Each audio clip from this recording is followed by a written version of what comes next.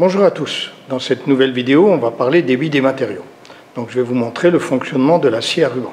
Je précise que cette scie à ruban a été achetée et que ce n'est en aucun cas une vidéo promotionnelle. Donc, si vous êtes nouveau sur cette chaîne, n'oubliez pas de vous abonner car je publie régulièrement des vidéos sur le travail de l'acier. Et n'oubliez pas d'activer la petite cloche, sinon ils ne préviennent pas. Alors, regardez la vidéo jusqu'au bout car à la fin de la vidéo je vous donnerai mes conseils pour bien choisir votre scie à ruban. Alors, vous trouverez comme dans toutes mes vidéos des liens en description. Pour couper les profilés, il existe plusieurs machines. Donc vous avez vu dans mes différentes vidéos que je vous en ai montré déjà un certain nombre. J'ai déjà parlé du découpeur plasma, j'ai parlé de l'oxycoupage et j'ai parlé également de la tronçonneuse meule. Donc maintenant on va voir la scie à ruban. Le principe de fonctionnement de la scie à ruban, donc en fait vous avez une lame ici qui est une lame de scie qui est circulaire et qui va tourner ici, qui va être entraînée par deux roues. Et en fait, c'est le mouvement de cette lame de scie qui va permettre la découpe. Le mouvement plus la pression exercée par l'opérateur qui va permettre la découpe. Donc voilà pour le principe de fonctionnement. Alors naturellement, il faut choisir la denture de sa lame en fonction des matériaux que l'on a à couper. Avant d'utiliser notre machine, nous allons d'abord parler sécurité. Le premier danger est le risque électrique. Il y a ensuite un risque de coupure, d'écrasement et d'entraînement. Nous verrons dans la suite de la vidéo à quel moment nous sommes exposés à chaque risque. Les dangers ne pouvant être supprimés, il faut utiliser des EPI pour s'en prémunir. Il faut donc s'équiper d'un vêtement de protection, de chaussures de sécurité, de lunettes, d'un casque anti-bruit et de gants, et avoir lu la notice d'utilisation ou alors avoir suivi une formation.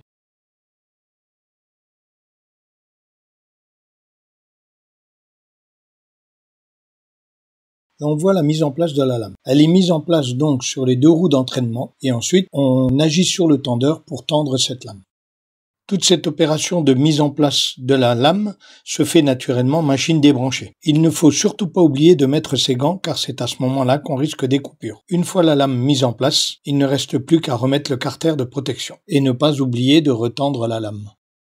Pour pouvoir réaliser une bonne découpe de nos profilés, il va falloir combiner deux mouvements. Un mouvement de rotation de la lame et un mouvement de translation, c'est-à-dire de descente de la lame. Pour régler le nombre de tours par minute de la lame, on va utiliser le tableau fourni par le constructeur. Nous disposons en fait de deux tableaux. Nous avons un premier tableau qui nous donne le réglage pour des profilés plats et on a un second tableau qui nous donne des réglages pour des profilés creux ou des profilés ouverts. Dans la première colonne du tableau, nous avons l'épaisseur de la pièce à couper. Pour le choix de la lame, dans la deuxième colonne, on nous indique le nombre de dents par pouce. Dans la troisième colonne, on nous indique le nombre de mètres par minute parcourus par la lame. Et enfin, dans la dernière colonne, on a le réglage du potentiomètre. On voit le bon réglage en fonction de la forme du copeau. S'il est trop fin ou il sort en poudre, l'avance est insuffisante. S'il s'enroule sur lui-même et il est de couleur bleue, c'est que l'avance est trop importante. Si le copeau est en forme de serpentin, votre réglage est correct. Pour ce qui est de la translation, il faut légèrement appuyer sur la lame et elle est à combiner avec la vitesse d'avance.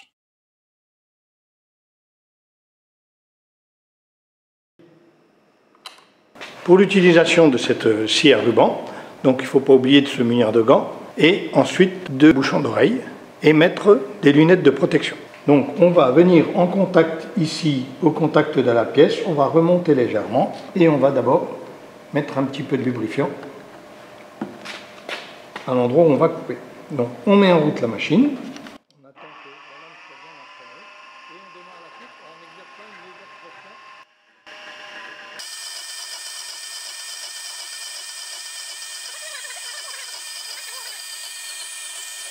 Lorsque vous coupez votre pièce, il faut absolument la brider correctement dans l'étau. Lorsque l'on coupe une pièce de grande longueur, il est très important de mettre un maintien. Pour que notre coupe soit parfaitement perpendiculaire, il faut bien positionner la pièce de niveau. Si la pièce n'est pas positionnée correctement de niveau, vous n'aurez pas une coupe à 90 degrés à l'extrémité. Et ensuite, même les pièces de grande longueur, il faut absolument les brider correctement dans l'étau. Pour le bridage des pièces dans l'étau, on va faire la différence entre des profilés ouverts et des profilés fermés. Pour les profilés plats et les profilés fermés, la surface en contact avec les morts de l'étau doit être la plus grande possible. Pour les profilés ouverts, il faut dans la mesure du possible bloquer les ailes pour éviter qu'elles ne vibrent. Vous avez un exemple des préconisations du constructeur. Pour le réglage de l'angle de coupe, il suffit simplement de faire pivoter la tête de la machine. Dans notre cas, nous pouvons faire un angle de coupe compris entre 45 et 90 degrés, ce qui limite les possibilités étant donné que notre étau n'est pas amovible. J'ai déjà fait une vidéo pour déterminer l'angle de coupe, donc je vous la mets en fiche en haut à droite ou à gauche.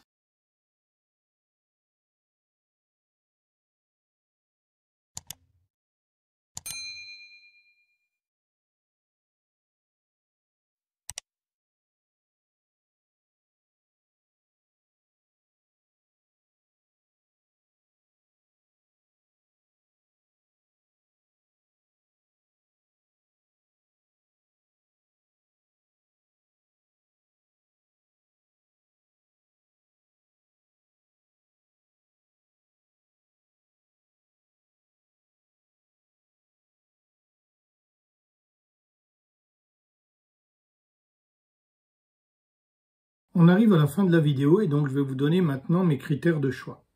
Donc le premier choix, c'est la capacité de découpe. Alors en fait, il y a deux capacités de découpe. Il y a une capacité de découpe avec un angle à 90 degrés et il faut regarder la capacité de découpe avec l'angle au réglage maximum, c'est-à-dire pour notre machine à 45 degrés.